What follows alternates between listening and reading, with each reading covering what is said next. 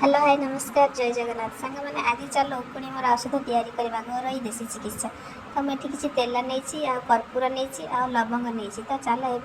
तैयारी करवा गैस लगीगला तापर आम किसी पात्र से तेल को गरम करवा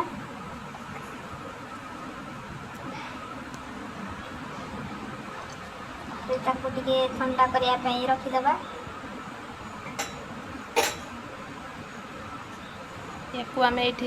ठंडा कर 10 मिनट रखीदे तेल ठंडा हाँपाई आउे गैस लगे किसी जो लवंग आम नहीं भाजीदे मरचा दे लवंग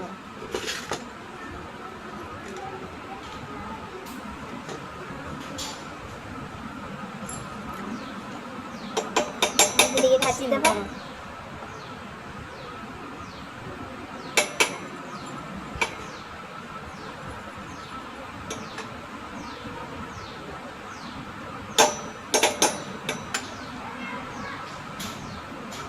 तापर आम से कर्पूर किसी कर्पूर को निआ लगे निआ लगेदे ठंडा होता तेल को से कर्पूर जो लगी निआरे डालवा कहीं से जो तार जो गंधटा से तेल रे मिसवा दरकार से जो कर्पूर गंधटा से तेल रे मिसिले मुंडरे लगेले मुंडर खुणीटा मरीज।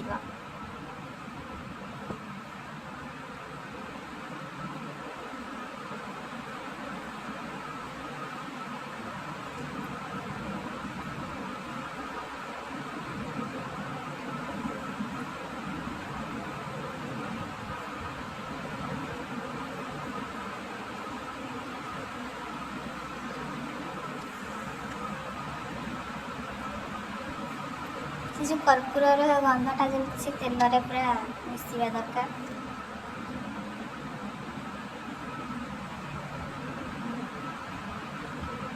तापर आम से ठंडा करदे जो लवंग रखी से पकईदे तार भी जो गंधटा से तेल मिसिले आहरी भल कम दब यहाँ पूरा प्योर देसी घर ही देसी चिकित्सा यहीटा लगेले मुंडरे किसी साइड इफेक्ट भी पड़ोनी तो सांग मैंने यहाँ घर आपण मैंने निहाती व्यवहार करतु देखिए पुणी निक सब मुंडर सफा हो किसी गोटे भी रही मुझे ट्राए कर भी ट्राए करी तो सांग मैंने तेल को ठंडा करने पर्यंत छाड़दे